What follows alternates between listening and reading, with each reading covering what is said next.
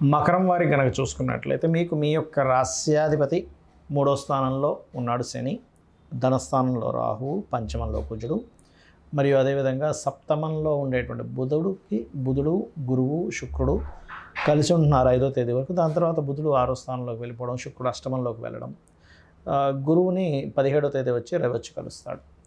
ఇక 12 రాసులో కూడా చంద్రుడి సంచారం జరుగుతుంది. ఈ యొక్క గ్రహస్థితిని అనుసరించి మీకు ఎలా ఉండబోతుంది, ఏ దేవత ఆరాధన చేయాలి, ఎటువంటి విషయాల పట్ల మీరు జాగ్రత్తగా ఉండాలనేటువంటి అంశాలు చెప్తుంది నేనైనప్పటికీ చెప్పిస్తుంది సాక్షాత్ లలితా అమ్మవారిగా భావిస్తూ ఆ లలితాంబిక అమ్మవారి యొక్క అనుగ్రహం మీకు పరిపూర్ణంగా కలగాలని మనస్ఫూర్తి కోరుకుంటూ, ఇక్కడ 3వ స్థానంలో ఎప్పుడైతే శని ఉన్నాడో, గురువు యొక్క దృష్టి ఉందో సంకల్ప బలం అనేటువంటిది పెరుగుతుంది, గుర్తుపెట్టుకోండి. అయితే మీరు ఈ ధనస్థానంలో రాహు ఉన్నందుకు దుర్గానామాన్ని ఎక్కువగా స్మరించండి.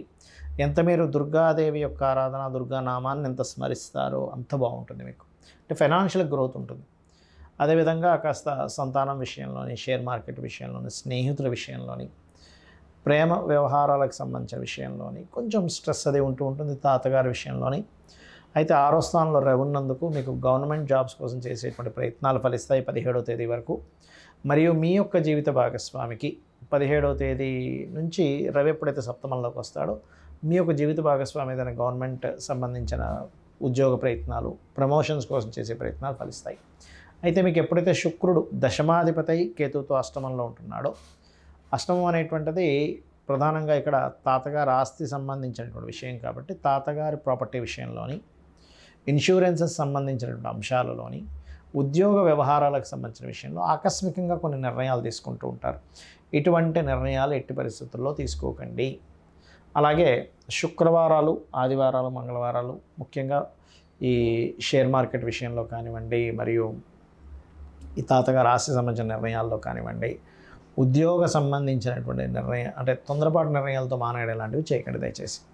ఇక మీరు నిత్యము చేయవలసినటువంటి దేవతారాధన లక్ష్మీ నరసింహస్వామి యొక్క కరావలంబ స్తోత్ర పఠనము, మరియు సుబ్రహ్మణ్యేశ్వర స్వామి యొక్క ఆరాధన, లలితా సహస్రనామాల యొక్క శ్రవణము లేదా పఠనం చేయడం ద్వారా అనవసరమైన గొడవలు, ఎందుకంటే పంచమంలో కుజుడు ఉన్నప్పుడు ఏమవుతుందంటే స్నేహితులు శత్రువులు అవుతూ ఉంటారు.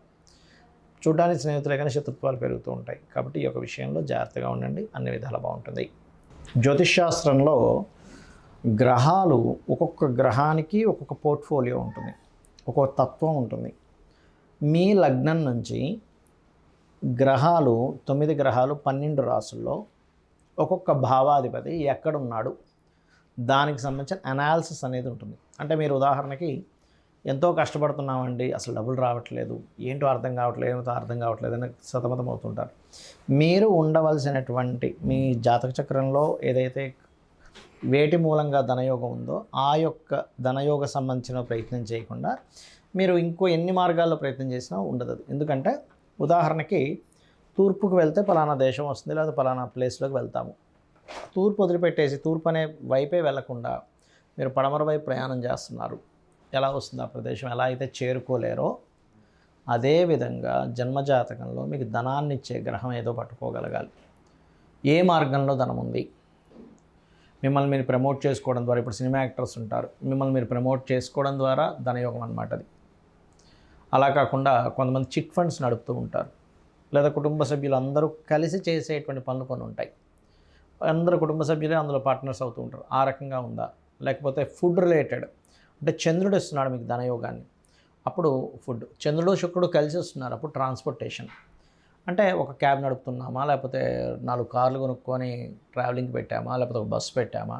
ఆ బస్సులో కూడా కొంతమంది ఏంటి, మేము పర్టికులర్గా ఈ పుణ్యక్షేత్రాలకు అది బస్సు పెడుతుంటామండి అంటారు. అలాంటి వారికి శుక్రుడు, గురువు, కేతు కనెక్టివిటీస్ కూడా ఉంటాయి. అంటే ఇక్కడ ఏంటి, ఒక్కొక్క గ్రహానికి ఒక్కొక్క కారకత్వం ఉంది. ఆ కారకత్వం బట్టి మీకు ధనాన్ని ఇస్తుంది. ఆ యోగం ఉంది మీకు. మీకు పలానా బ్యాంకులో అకౌంట్ ఉన్నప్పుడు, పలానా చెక్ బుక్ ఉన్నప్పుడు ఆ చెక్ బుక్ ఆ బ్యాంకులోనే ఎలా చెల్లుతుందో మీకున్నటువంటి యోగము వలన ఎందులో అయితే యోగం ఉందో అందులోనే వస్తుంది. మరి మీరు అనొచ్చు ఏమండి, కొంతమందికి రకరకాల మార్గాల్లో వస్తుంది అంటే మల్టిపుల్ ధనయోగ అంటారు దాన్ని. అంటే మీ ధనాధిపతి ద్విస్వభావ రాశుల్లో ఉండడం, రకరకాల గ్రహాలతో కలిసి ఉండడం వల్ల మల్టిపుల్ ధనయోగం ఉంటుంది. కొంతమందికి 1, 2 వాటిలోనే దబదబలు వస్తాయి. కొంతమందికి ఒక 50 సక్సెస్ అయినా 51 దగ్గర ఇబ్బంది పడతారు. ఎందుకంటే ఆ వాటి మూలంగా ధనయోగం లేదు. మరియు ఆ సమయంలో పర్టికులర్గా ఆ యొక్క వ్యాపారాలు చేయడం మూలంగా వాళ్ళకి ధనహీనత యోగం ఏర్పడింది. దానివల్ల ఇబ్బంది పడడం ఇవన్నీ కూడా ఉంటాయి. ఇక ఇక్కడ గమనించుకున్నట్లయితే ఈ గ్రహాల యొక్క స్థితిగతులు ఏవైతే ఉన్నాయో, ఈ గ్రహ స్థితిగతులు పర్టికులర్గా గమనించుకున్నట్లయితే ఇక్కడ మీరు ఏదైతే ఉంటారో అంటే మీ కాంబినేషన్స్ అంటే చూడండి, ఒక్కోసారి మనకి పలానా పని చేయాలి, పలానా సంబంధంగా ఇలా అవుతుంది అన్నప్పుడు మీరు అర్థం చేసుకోవాల్సింది ఏంటంటే గ్రహాలు ఇక్కడ 3 రకాలుగా విడిపోతాయి గ్రహాలు ఎప్పుడు కూడా. ఎలా అంటే మీకు ఈ యొక్క ఆలోచన వచ్చింది, పలానా బిజినెస్లోకి వెళ్ళాలి, లేకపోతే పలానా ప్రాజెక్ట్ చేయాలి, ఏదైనా ఆ ఆలోచన మీకు నష్టపరచడానికి వచ్చిందా, లాభం కలగడానికి వచ్చిందా అనేది చాలా స్పష్టంగా జ్యోతిష్ శాస్త్రంలో ఆ గ్రహం చెప్తుంది చాలా స్పష్టంగా. అంటే చిన్న ఎగ్జాంపుల్ చెప్తా చూడండి. ఒక వ్యక్తి ట్రాన్స్పోర్టేషన్ పెడదాం అనుకున్నాడు. శుక్రుడు అంతర్దశ, శుక్రుడు మహాదశ. అవునండి, శుక్రుడు కాబట్టి వాహనాలు కాబట్టి నాకు ఆలోచన వచ్చింది, నేను సక్సెస్ అయిపోతానా? కాదు. ఆ శుక్రుడు ఎలా ఉన్నాడు కండిషన్, శుక్రుడి యొక్క కండిషన్ బాగుందనుకోండి, నిజంగానే మీకు అందులో లక్షలు కోట్లు సంపాదిస్తారు. అదే శుక్రుడి కండిషన్ బాగోకపోతే ఆలోచన ఇస్తాడు కానీ నష్టాన్ని ఇస్తాడు. ఇది పట్టుకోగలగాలి. ఎలా అంటే మనకు ఒక ఫ్రెండ్ ఎవరో పరిచయం అయ్యారు. పరిచయం అయినప్పుడు అబ్బా పలానా వ్యక్తి పరిచయం అయ్యాడండి, ఆయన చాలా పెద్ద బిజినెస్ మ్యాన్, అది ఇది అనుకుంటున్నాం. ఆయన దానిలో షేర్ కూడా కలవమంటున్నాడు. కానీ ఆయన ఆలోచన ఏంటి, మిమ్మల్ని షేర్ కలుపుకొని మిమ్మల్ని ముంచాలని ఆయన ఆలోచన. అతని ఇంటెన్షన్ అది అయినప్పుడు మీరు వెళ్ళడం వల్ల ఏంటి, నష్టం వస్తుందా లాభం వస్తుందా? నష్టమే కలుగుతుంది. ఎందుకంటే తీసేసుకొని తర్వాత అది నష్టం వచ్చింది, నష్టం వచ్చిందని మిమ్మల్ని ఇబ్బంది పెడతాడు. అలా మీకు నడిచేటువంటి మహాదశలు, అంతర్దశలు, గోచారం అంటే ఎంతసేపు వెళ్ళాల్సిన ఒకటే కాదు, ప్రతి గ్రహము అంటే నవగ్రహాల్లో ప్రతి గ్రహము యొక్క కదలిక ఈ గోచారాన్ని రూల్ చేస్తూ ఉంటుంది. అంటే ఇప్పుడు మనం చెప్పుకుంటున్నాం, మేషం నుంచి ఈ గ్రహాలు ఇక్కడ ఉన్నాయి, వృషభం నుంచి ఈ గ్రహాలు ఇక్కడ ఉన్నాయి.